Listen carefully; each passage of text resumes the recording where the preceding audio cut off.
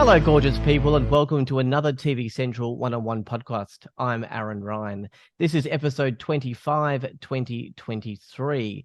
An absolutely huge night.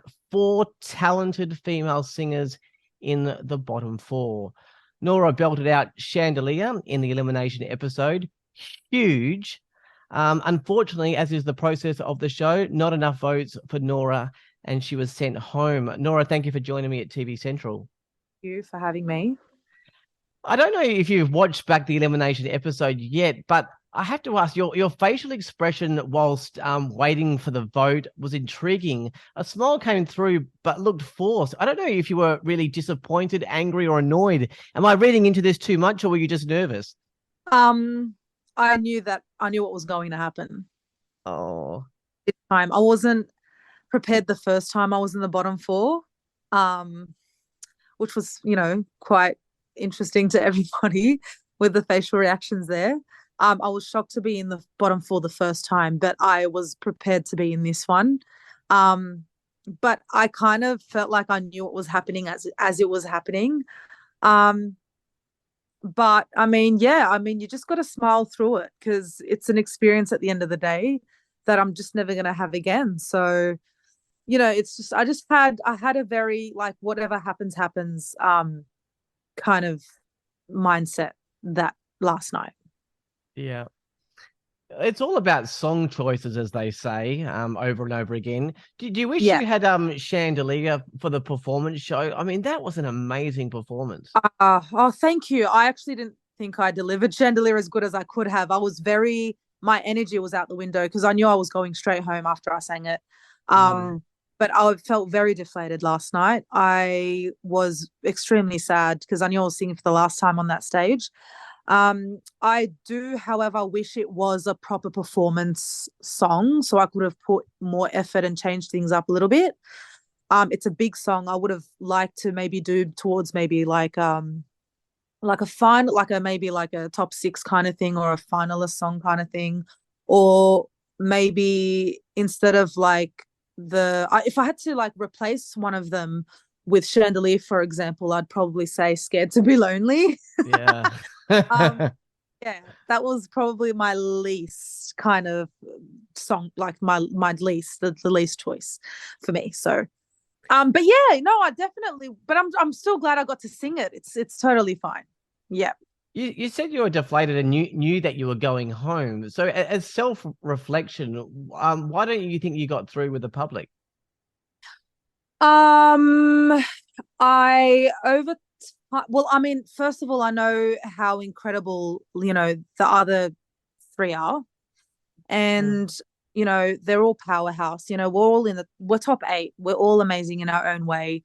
Anything can go any which way, but I do have to admit, I noticed online ever since I did Hopelessly Devoted to You, that I was copying a little bit more nastiness online than others.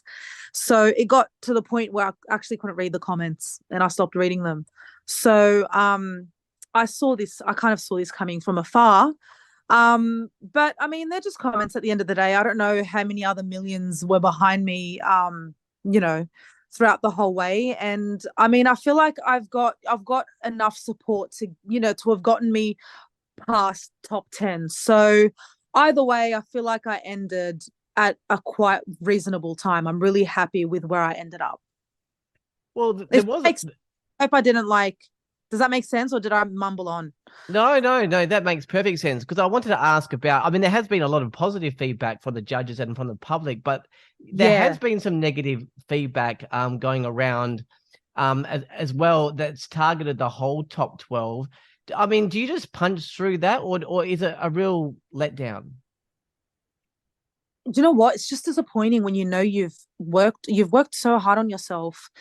Every week I'm in competition with my older self that, prior to that week. I'm in competition with because I just want to get better and better because at the end of the day, I'm going to put on my own shows and I have to be good for my own shows. So when you've been working on things throughout that week to put on the best performance you can and people don't appreciate it, it really it's really disappointing and like a punch in the gut, especially because it's you're doing what you love, and if it's what if the thing that you do best and that you love the most, you know, isn't good enough, you don't feel good enough. It's heartbreaking.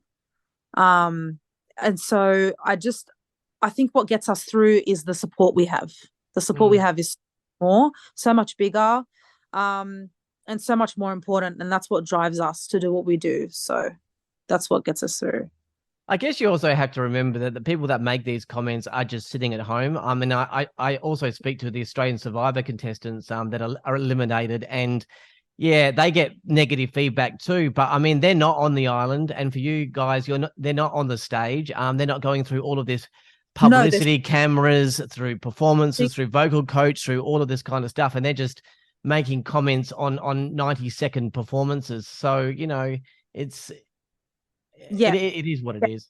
it looks really easy on TV, but it's completely opposite to what they don't see 95% of what happens behind. They don't know what we go through. They don't know what the pressure's like. No one will ever know what the pressure's like up there and how brutal it is and how intense it is unless they're there. So and that's kind of what keeps us going because they have no clue what's going on. So you I mean you're up against other amazing talent. You've got professional judges and the whole of the nation watching, and you're really pressured to put on a perfect performance every week. And I feel as though I have, you know, that extra responsibility, you know, regarding my community and putting myself out there, trying to break stereotypes as well. So it was like kind of it was really really hard for me. So I just there was just so much going on. There's so much going on, and I think people just underestimate that. That's all. But and what matters at the end of the day is the judges' feedback, and I was getting amazing feedback every week from them, and I'm so grateful for that. And that's all that matters. Let's expand on the representation part of what you were just talking about. Too many young people feel like they don't have the opportunity to shine because they are in a minority and are not represented in the public eye at all. So, Right. how much pressure did you feel about being a mentor for young girls that are so grateful that they can be shown right up there in the public eye?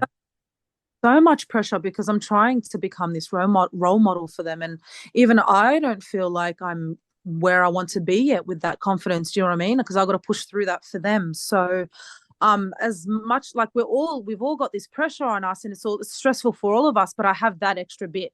Do you know what I mean? So it's extra hard and it's a lot of pressure. It's really, really hard, but I'm really proud of the outcome. I really am. I've inspired so many and I will continue to do so. So, was winning something that you wanted to do like purely for yourself, or were you trying to push yourself as far as you can, like because of the group of people you're representing? Oh no, it's mainly it's focused. It's more about me and pursuing um my love for music and becoming the best performer and singer I can be. Um, you know, regardless of the stereotypes that we've got. That's mainly what it was about for me. And inspiring those along the way, and breaking those stereotypes along the way. But my end goal was to make it as far as possible. Obviously, you do have your mindset towards the end. Um, I'm just not sure that Australia is ready for someone, you know, like me. They're not familiar or, you know, they're not used to my image in the music industry, which is why I wasn't um I wasn't expecting to win the whole thing. I was hoping to get as far as I could, to maybe like, you know, top six or grand final at least. Mm. So yeah, does that make sense? Yeah, no, Yeah, absolutely. yeah, I feel like as long as I've grown and I've done enough to you know, mold into the perfect performer I can be to do the thing that I love, which is sing and hopefully make my own music and have my own shows. Did you find the whole experience fun and engaging, or was there any parts that were overwhelming? Because you've got to look at not just singing, but there's performance, the vocal coach, the song selection, the outfits, the rehearsals, the cameras, the crowds, It's the publicity. I mean, was any part overwhelming? everything was overwhelming. All of it. Only 90. It's only like 90% is everything else, and you know, we've got like the small percentage of just singing. So, it's like what we don't sing for long, but there's rehearsals behind that. There's wardrobe. There's interviews, and there's the pressure with the public and the judges and preparing yourself for that. You got to be mentally prepared. You need to know who you are as a person, because you're putting yourself out there. But it's fun. I had a lot of fun as well. That's what's crazy. It's like kind of two different worlds mixed into one. It's an emotional roller coaster. It's extremely draining. It's very full on because we work from morning to night, and it's every day. We don't miss a day. A day off is barely a day off because we have to catch up on other things. So yeah, I mean, it's always going to be the most amazing and fun experience I've ever had in my life. It was so worth it, though. That's what I mean. It's worth it. It was worth it. So this has pushed you towards a music career as opposed to moving away from it? No. It's pushed me towards it. Idol has been the best thing that's ever happened to me. Mm. Yeah. Is it hard doing the themes rather than sticking to what you truly want to do, or do you like the diversity and showing off your range? I think you always want to just pick your own song and sing whatever you want at the, end of the week for, no particular reason, just because you love the song and you love the lyrics and you just want to connect that way because you want to feel like it's your show. But at the same time, it's nice to have a bit of that challenge. It's because it's like they challenge you every week. But at the same time, you sing the songs that you know. So it's great. It's a challenging, but it's still familiar, which is great every week. So what can the public expect from you in the future? Like, what kind of sound are you chasing, and what kind of performances will you be doing? So I'm more of a ballad singer. I love big songs. I love powerful songs. And yeah, I mean, they'll definitely see more of me. Yeah. So I'd like to see myself still in the pop, genre, but I love the slow stuff. Yeah, slow powerhouse. I'm hoping that that's what they're going to see, because that's the stuff that I'd love to make and put on for them as a show. Yeah. Look, I'm speaking to all of the eliminated contestants. So I guess I'm doing a bit of a poll to see who's right. So two questions. Purely from a betting perspective and guessing what the Australian public will do, who do you think will win Australian Idol? But then secondly, who would you like to see win Australian Idol? I have two in mind, and I really can't decide between the two. Um, So let's start with the public vote. Who do you think, just purely on betting, who the public will go with? It may, based on what the public are after, I think maybe possibly Amali or maybe Phoebe. Mm. But I would love for either. I mean, they're all talented and amazing, and I love all of them because I have such a connection with all of them. But if I had to choose, I mean, Josh has made me cry on several occasions, and I've told him over and over again, he just sings with so much emotion and he comes out pouring. He doesn't even have to try. He's very special.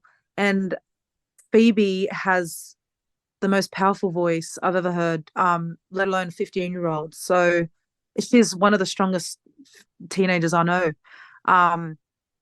She's extremely confident and very powerful. So I'm pegging on both of either of those two. That's actually quite interesting because everyone I've spoken to so far has said someone different. So there isn't actually a consensus amongst the eliminated contestants of who they think the public will go for. So I think I've had just about everybody there. But who would you like to win? Either I would like either Josh or Phoebe to win. Okay. I just can't decide. Fair enough. Honestly can't decide. I know Royston's insane. He's great. Amali's great. Like they're all. Anya's got this flip in her voice. Like she's got a range. It's the most unique thing I've ever heard. She's beautiful. But that's the thing. Everyone's unique in their own way and like great in their own way. It's really hard to answer that. Mm. And just finally, where can people follow you on the socials? They can follow me under Noora Singing. So yeah, Noora Singing on Instagram and TikTok are my strongest platforms. Awesome. Look, you are talented in your own right, but I must say, I feel a sense of, I don't know why, but just proudness for you, and just for each and every young girl that looks to you and says, I can do this. So I Yeah. just think it's so amazing. Well done. And Thank you so much. thank you for joining me at TV Central.